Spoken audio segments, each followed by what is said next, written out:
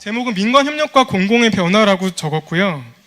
네, 그 민관협력이라는 거가 지금 아마 앞으로 도시 정책이나 도시 재생 쪽에서 굉장히 중요한 흐름이 될 거라고 생각을 하는데, 이제 이게 작동을 하기 위해서는 공공이 어떤 식으로 변화를 해야 될지에 대해서 말씀을 드리려고 하고요. 최근에 나왔던 기사인데 혹시 보신 분들도 있으시겠지만 영종도에 시사이클 파크라는 게 개장을 했습니다. 이게 600억을 들여서 만들었는데 만든 게 이제 LH에서 개발한 대가로 인천시에 기부 체납을 한 건데, 지역에서는 공짜라고 받았지만 이거에 대한 운영비를 어떻게 해야 될지에 대한 대안이 없어서 당장 운영도 되지 않고 있고, 앞으로 매년 연간 40억이라고 하는 운영 예산이 계속적으로 지출이 돼야 되는, 그래서 공짜라고 받았다가 흉물이 된 600억짜리 수변공원이라는 기사가 나왔었고요. 이게 꼭 공원 같은 오픈 스페이스 뿐이 아니라 건물에 있어서도 농림부에서 지금 국토부 재생 사업처럼 굉장히 많은 지역 개발 사업들, 지역 재생 사업들을 진행을 했었는데, 여기도 마찬가지로 13조억, 총 13조억을 쓴 농림부 사업에서 700개 시설 중에 절반 정도, 322개가 지금 방치되어 있는 그런 상황이 되어 있습니다. 이것들이 지방 도시뿐이 아니라, 지방 농촌뿐이 아니라 도심 지역에 와도 작년에 전국의 축소도시 20곳의 공공시설에 대한 운영을 조사를 했었는데, 네, 총 97%가 적자를 지금 보이고 있고요. 매년 연간 300억 정도의 운영비 적자를 20개 지역에서 보이고 있습니다. 여기는 그냥 일반 지역도 아니라 축소 지역이기 때문에 수요가 굉장히 적고 인구도 줄어드는 곳이어서 충분히 이렇게 사람이 오지 않고 적자라는 거를 예상할 수도 있었는데, 지원금이 일단 있으니까 쓰고 보자라는 그런 생각으로 진행을 해서 과한 수요 예측으로 이렇게 적자를 보이고 있고요. 일본에서는 이런 부분에 대해서 최근에 굉장히 그 계획적인 조사를 진행을 해서 2005년부터 2009년까지 111개 지자체의 전체 공공 건축물들에 대한 리모델링 비용과 신축 비용을 연간 통계를 잡았고요.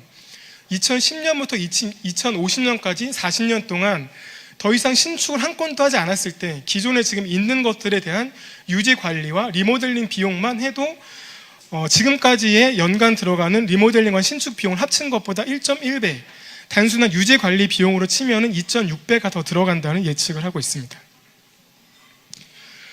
국내 상황도 아직 저렇게 정밀한 예측까지 안 나왔지만 대소동의할 걸로 예상이 되는데요. 연면적 기준으로 봤을 때 20년 이상 된 공공건축물들이 거의 30% 이상이 되고 있고, 동수로 보면은 절반 가까이. 그래서 앞으로 리모델링 기간이 점점 다가오고 있고, 대체로 일시에 지어졌기 때문에 일시에 저런 문제들이 곧 머지않아 벌어질 것으로 예상이 되고 있습니다. 하지만 이 들어갈 돈들은 굉장히 많이 나오고 있는데, 수입적 세수 측면에서 보면은 요즘 언론이 많이 나오고 있는 소멸도시라는 말씀 많이 들어보셨을 텐데요. 이 소멸도시라는 거가 이제 시계열적으로 보면은 이게 그 조선 건국부터 2100년까지 인구 추계를 해본 건데, 앞으로 그 속도가 굉장히 거의 해방 이후에 인구 증가 속도와 거의 같은 속도로 10년 후면은 인구가 줄어들 것이고, 이런 것들이 큰 대도시 몇 개를 제외하고는 거의 모든 도시에서 발생할 수밖에 없는, 아까 초반에 말씀드린 것처럼 굉장히 많은 공공시설과 인프라 유지 비용이 들어가게 되겠지만 그걸 할 수 있는 수입은 점점 줄어드는, 그래서 인구 규모뿐이 아니라 인구 구조를 봤을 때는 조금 더 심각한 상황에 도달해 있고요.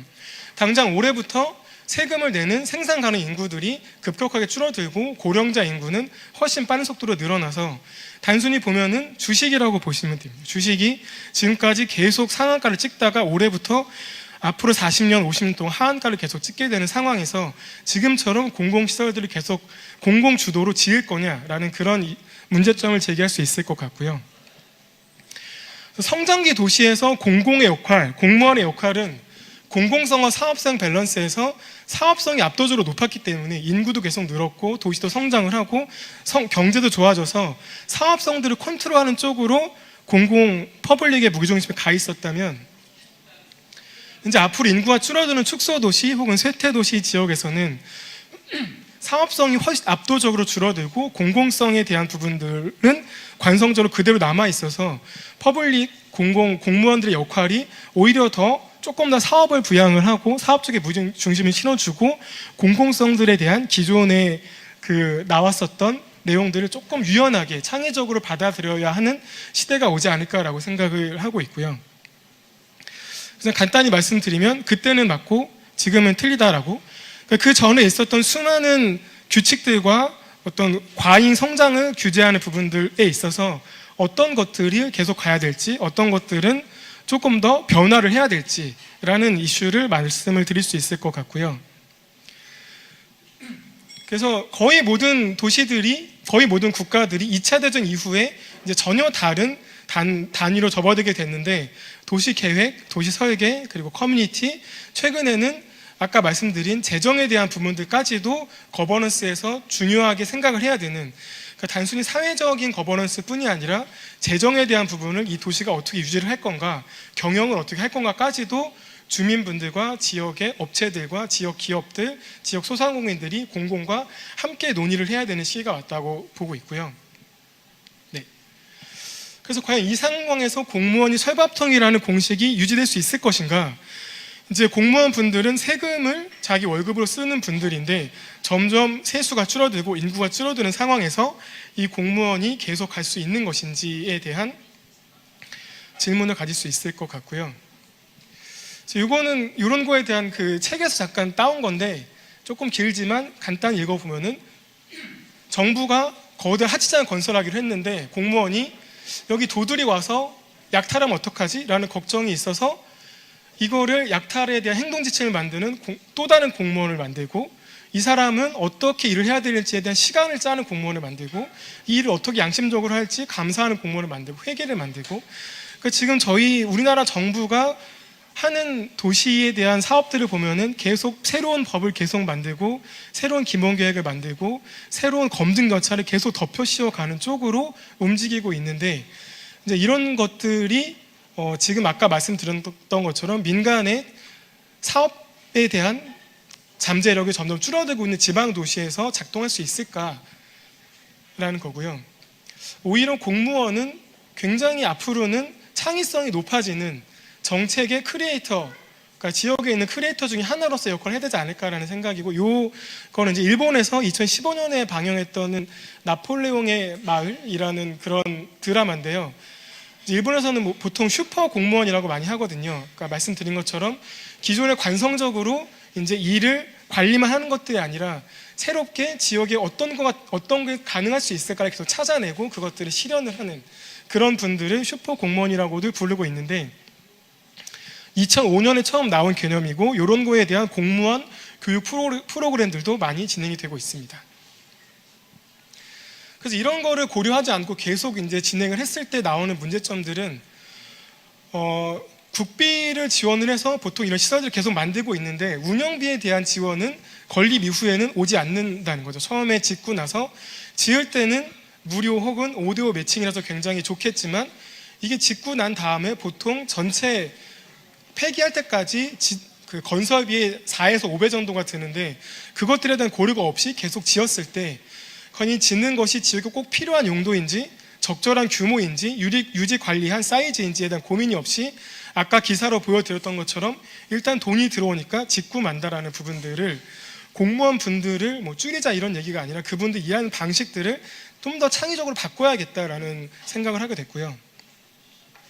그래서 이런 기사들도 계속 나오고 있죠. 많이 만들어 놨더니 전기세도 못 내서 문을 닫고 있는 공공시설들.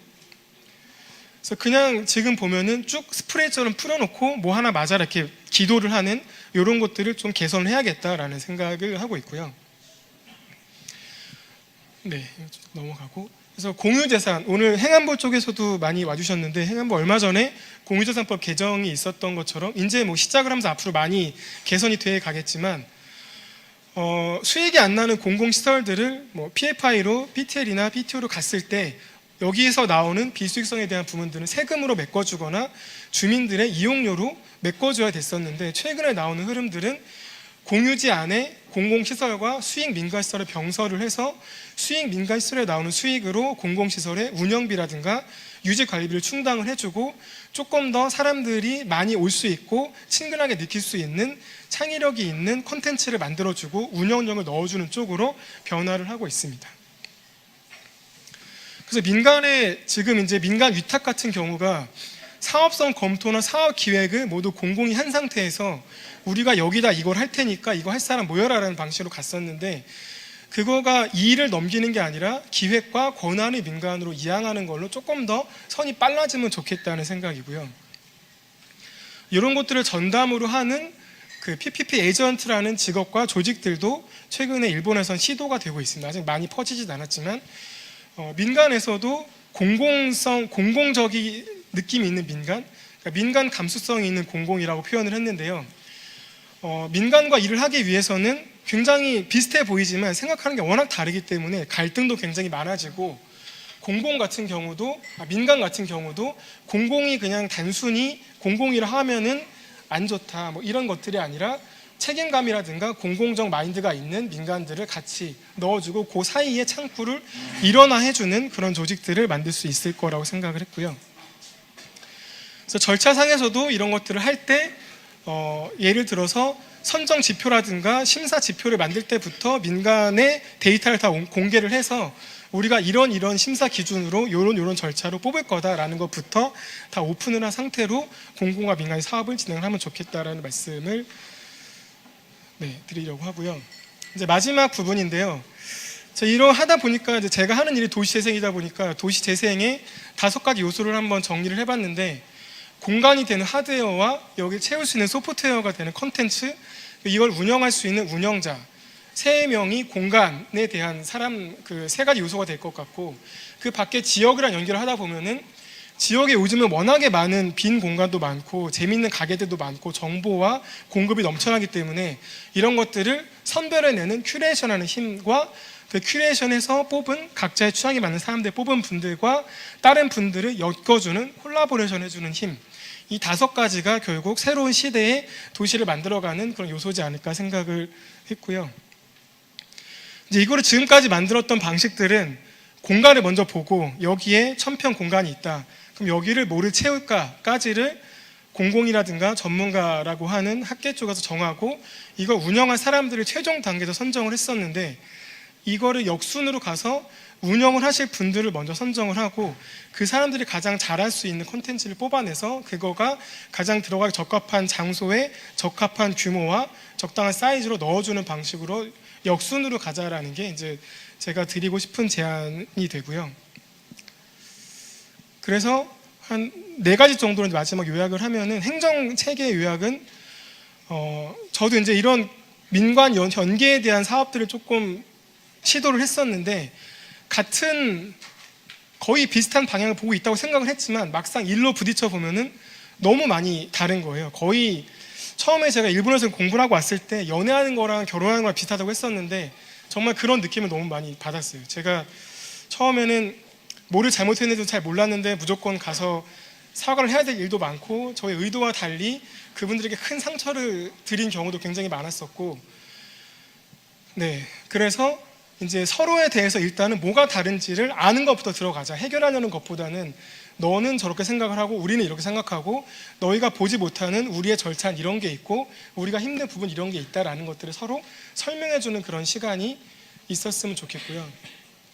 주민 참여라는 부분에 있어서도 그냥 이제 주민 참여 꼭 필요하다고 하니까 벤치를 달구는 워크샵이라든가 주민 공청회 자리를 달구는 이런 주민분들 말고 정말 플레이어로 뛸 수 있는 사람들, 기여를 할 수 있고 예산이 됐건 자기가 일을 할 수 있건 운영자가 됐건 이런 분들이 아까 말씀드렸던 것처럼 그냥 이제 주민 참여라는 게 요식행위로 하기에는 더 이상 남아있는 시간이 많지 않다라는 생각이 들고요.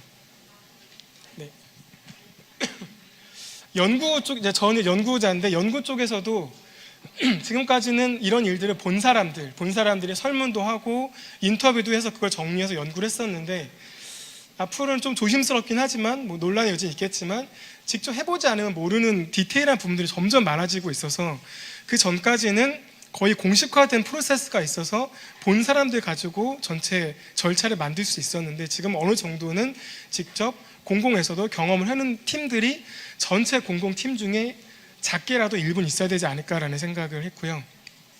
네. 그래서 마지막으로 업무 영역에 대한 거는 뭐 이런 우리나라 드라마에 굉장히 많이 나오는 클리셰인 그건 너답지 않아 뭐 했을 때 나다운 게 뭔데 라고 이런 말이 많이 나오잖아요.